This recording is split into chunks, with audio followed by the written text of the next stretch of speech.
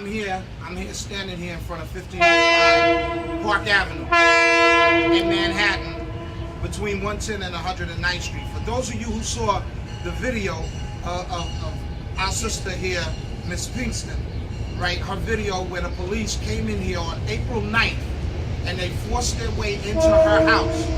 I'm telling you, as a former NYPD detective, that what those officers did was wrong and it was illegal.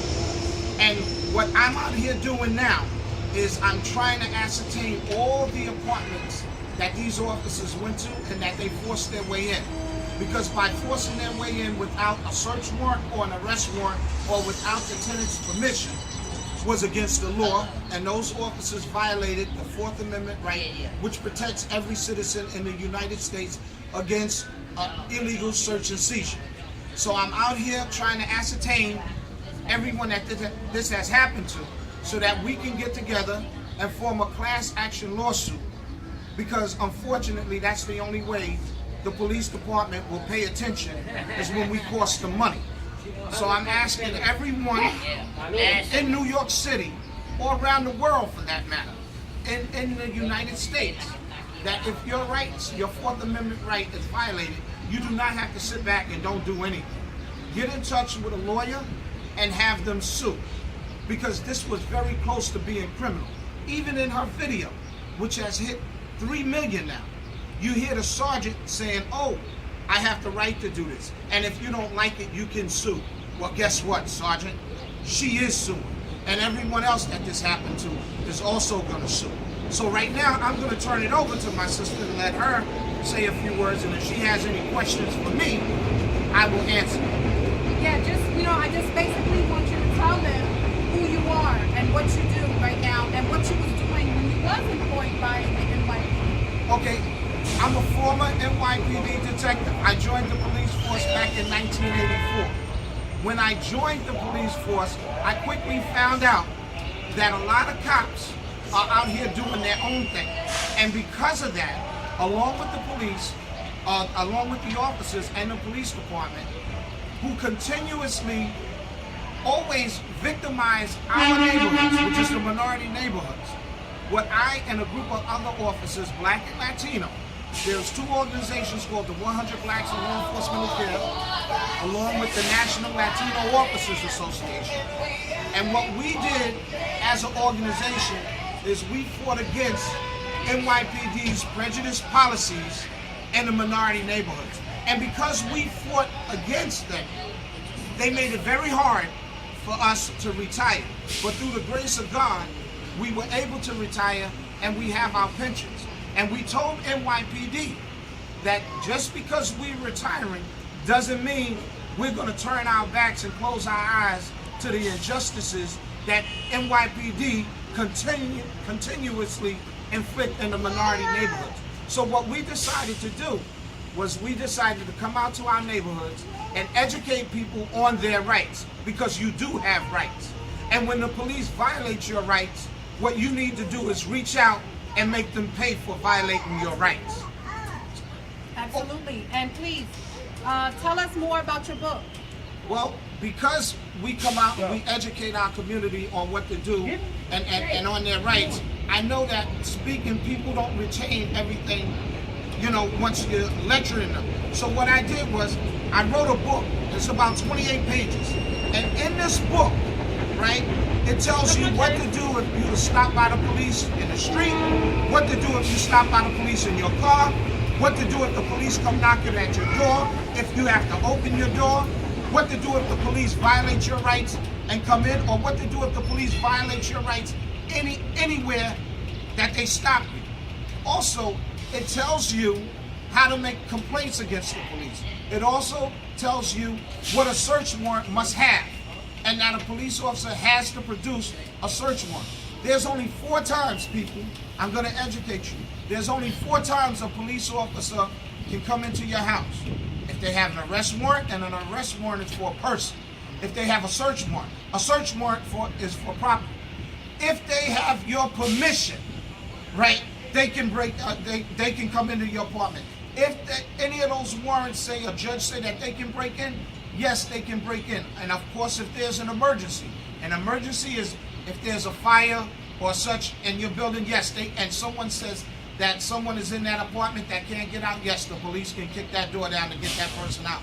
If there's a suspicion of a crime, meaning like a police officer standing outside waiting for the elevator and he or she hears a gunshot in an apartment and someone yelling, please help, yes, they can break your door down. So there's certain circumstances when an officer can break into your apartment. But if it's not what I just said, they cannot just arbitrarily just come into your apartment.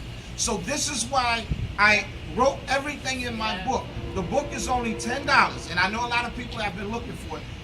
And it's not out in any bookstores right now, and I'm the only one that has it, but I'm working on it, putting it in eBay and putting it, you know, in Barnes & Noble.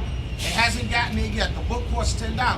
If you need the book, my email is Chucky, CHUCKY438@optonline.net. Op is O as in Oscar, P as in Peter, T as in Tom, O as in Oscar, N as in Nancy, L as in Larry, I as in Ida, N as in Nancy, E as in Eddie, .net. That's Chucky438.net. Again, we are out here. Today's date is May 7th. You should remember it because it's the Mayweather and Pacquiao fight. So we are out here educating people on their rights and what we want people in this building or in any other building that was violated by the police back on April the 9th, where the police barged into your house or against your wishes came into your apartment. Please get in touch with me or my sister here, Pizza, who lives here at 1505, right? I don't want to say your apartment right now. 11C, I put it out there anyway. Okay, it's on the video, right? Yes. So it's 11C. Please get in touch with the sister, and she will put you in touch with me. I will interview you and put you in touch with an attorney. Now, you don't have to pay the attorney anything because you only pay them once they win your lawsuit. And this, what happened to this sister, is going to be among the easiest lawsuits that they have, because even the sergeant said, oh, if you don't like what I'm doing, you can sue. And if you heard the sister said, oh, I am going to sue. And then he tried to throw her off by saying, well, thanks for letting us in. And the sister said, no, I did not let you in. You forced me to let you in. See, that's how they try to cover things up. And I don't want people to get caught up. Don't fight the police. It's very important. I always tell everyone, and I stress, never, ever, ever fight the police. When you fight the police, you lose. And they will win. So I'm asking everyone, never fight the police. I also want to say to everyone on here that all cops are not bad. As you can see, I'm a former one, and I worked with a lot of others that continue to fight against the injustice that the NYPD continues to inflict on our minority neighborhoods. I have to say this, no matter, some people will get upset. Most of the cops out there are good, hard-working men and women, but there are a few bad ones, and we need those bad ones arrested, and we need them locked up. You know, and we can do that if we all stand together and we all fight together. No one needs to be violated, especially by the ones who are supposed to uphold the law. The cops are not above the law. So please, people, fight back. Get in touch with other activists such as myself, and there's a lot of us all around. We're here for you. We don't get any compensation. Now, if you want to make a contribution to our organizations, we would accept it. But we are out here for you. We're not out here for ourselves. Because there's going to be others that's going to say, oh, he's out there trying to generate revenue for him. Like I said, people, I'm a retired New York City detective. I just opened up my own investigative business. I am doing okay. All right? I don't need people who have been victimized by NYPD. I don't need their money to continue doing what I'm doing. Because I do it because my God put me out here to do it. And my God will take care of me. And those that are enemies, I don't have to worry because my God said that he will protect me. So I don't worry about that. So don't let people say, oh, Chucky's out here to try to get money. I'm not out here trying to get money. What I'm out here trying to do is get the bad cops arrested. Because those good cops that don't do anything when they brothers or sisters are out here violating, I'm saying to every good cop, you become bad cop. And in fact, you become worse than the bad cops because you allow them to violate people and you silent on it. You know you're supposed to speak up. NYPD blue wall of silence has to come down. No police officer and no United States of America is supposed to violate people and get away with it. I am very happy that in Baltimore we had the Attorney General there who indicted those officers in the Gray case. You know, I am so happy, and I'm hoping that NYPD takes a lesson from Baltimore. So we want to, you know, I just wanted to say, you know, I'm just so happy to be here. Introduce yourself. My name is John Harrison, and I'm formerly with Carlton Berkley, and I'm with the organization of the Brothers and Sisters Who Care. And as you guys already know, I'm Malika. I'm a political activist, and I'm in for anything that is good. And he already introduced, Chucky already introduced himself, and this is my daughter, Lanisha. And I just want to say I really appreciate Chucky coming out to inform the community of their rights and so forth, and we're going to push forth with all that is good. That's right. And another thing, I don't care, there will be others that will see this video and they will say, like they have always said, oh, once a cop, always a cop. He's just saying this now. Again, at the beginning of this video, I told you, I came on a job in '84, I retired in 2004. And while I was on NYPD, I fought against NYPD policies. I continue to fight now. NYPD cops have threatened me. They have put a plastic rat on my car because I spoke out against the Eric Garner incident and the Romali Graham incident. Those of you who don't know, Romali Graham was a young 17-year-old male black that was on his way home. The cops forced his way into his house, shot and killed him in front of his grandmother and his 6-year-old brother. The family just got a lawsuit of $4 million. However, I can assure you, the mother and father would turn that $4 million in to have their son back.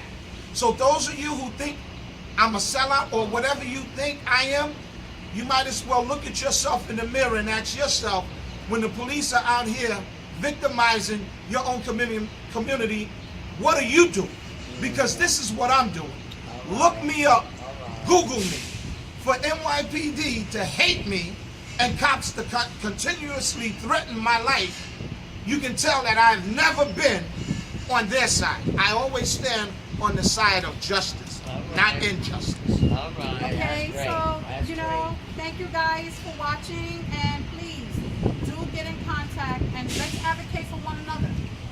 And the phone number for Endem and Russell is 212-368-3995. That's 212-683-3995. 683-3995. That's Endem and Russell. And this is for all in New York City and any other place.